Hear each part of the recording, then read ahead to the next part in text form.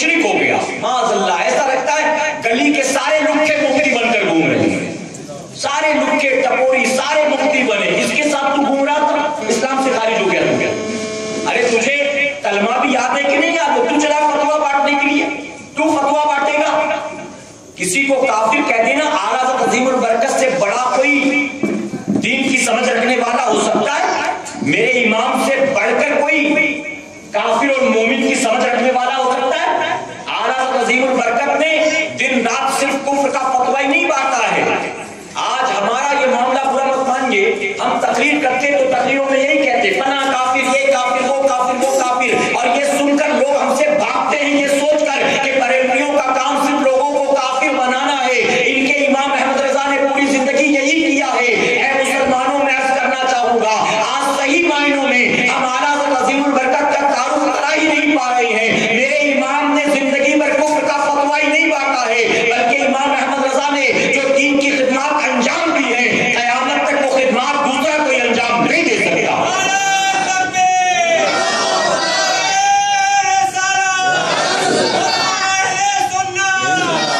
جانتے اورنگزیب رحمت اللہ تعالی نے 300 مفتیوں کو بٹھا کر فتاوی عالمگیری لکھوایا. 300 مفتیوں کو.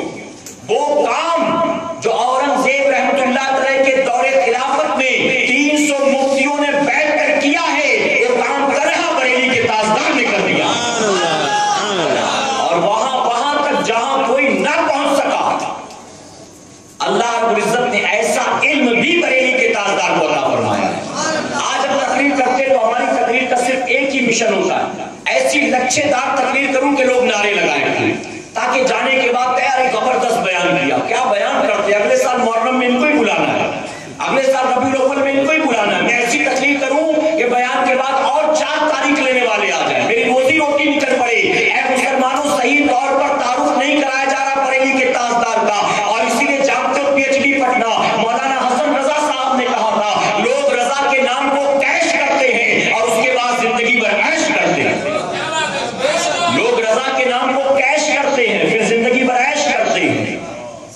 یہاں جا رہے, وہاں جا رہے, فلائٹ میں گھوم رہے, AC میں گھوم رہے, زندگی بھر عیش کیا جا رہا ہے اعلیٰ حضرت کے نام پر. اعلیٰ حضرت نے پوری زندگی کیا کافر کا فتویٰ بانٹا؟ بتا ہی نہیں سکتے کہ بریلی کے تاجدار نے 4 لوگوں کے علاوہ کسی 5ویں کو کافر کہا, 4 کے علاوہ کسی 5ویں کو کافر کہا. بلا کر ثابت کرو. آج تو ان 4 کی بات دور کی ہے, ہر ایک کو کافر کہا جا رہا ہے. یہ بھی کافر ہو گیا, وہ بھی کافر ہو گیا, جو منہ میں آیا. کلمہ 5 یاد نہیں, داڑھی نہیں چہرے پر, جینس ٹی شرٹ پہن کر گھومتا ہے, لیکن کہتا نہیں فلاں کافر ہے, فلاں کافر ہے.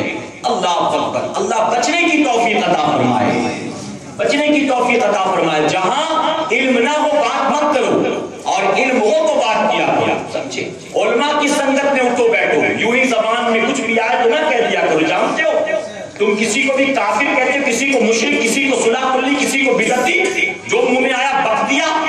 اعلیٰ حضرت عظیم البرکت اپنے مریدوں کے ساتھ تشریف فرماتے, ایک کتا جا رہا تھا سامنے سے, سنا ہوگا شاید آپ نے, کتا جا رہا تھا.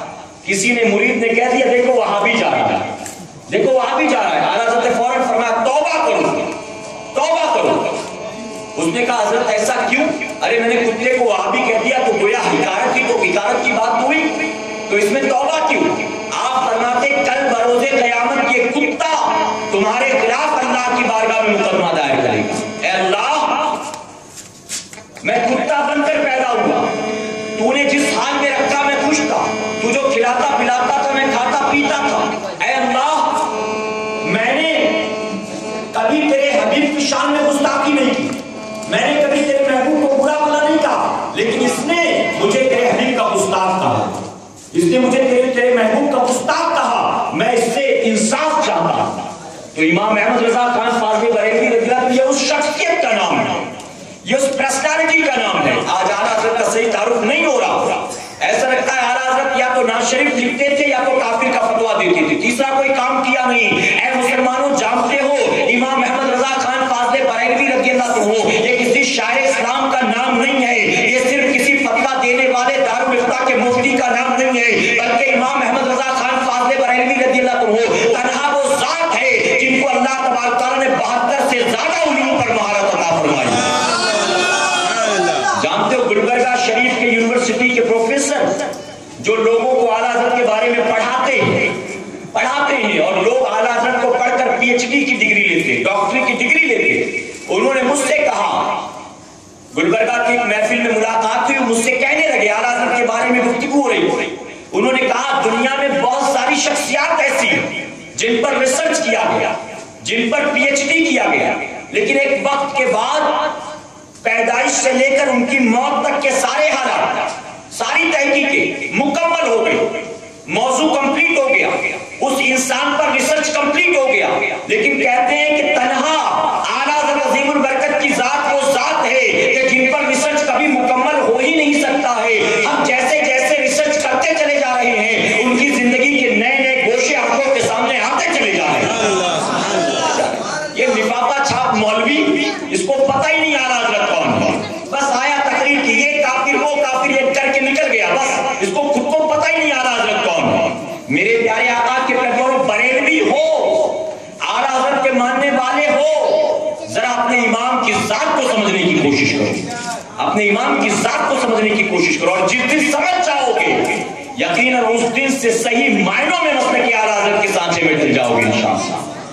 ہاں یقیناً اعلیٰ حضرت عظیم البرکت نے کبھی کسی غدار کو، نبی کے گستاخ کو کبھی بھی برداشت نہیں کیا، کبھی برداشت نہیں کیا۔ میں یہ کہوں گا آپ نے صرف پوری زندگی شدت سے کام نہیں لیا، بلکہ امام احمد رضا خان فاضل بریلوی کی زندگی اٹھا کر دیکھ لو، آپ نے وقت پڑھنے پر شدت سے بھی کام لیا ہے، مصلحت سے بھی کام لیا ہے، اور ساتھ ہی ساتھ آپ نے جو ہے جہاں ضرورت پڑی ہے پیار محبت سے بھی کام لیا ہے، ہمیشہ شدت سے نہیں۔ ہر مریض کو ایک ہی دوا دی جائے گی، ہر مریض کو ایک ہی دوا، کوئی آ کر کہے کہ سر میں درد ہے تو اس کو بھی وہی دوا، بخار ہے وہی دوا، پیٹ خراب ہے اس کو بھی وہی دوا، ہر مریض کو ایک ہی دوا کام نہیں دیتی۔ میرے پیارے آقا علیہ الصلوۃ والتسلیم کے مہمان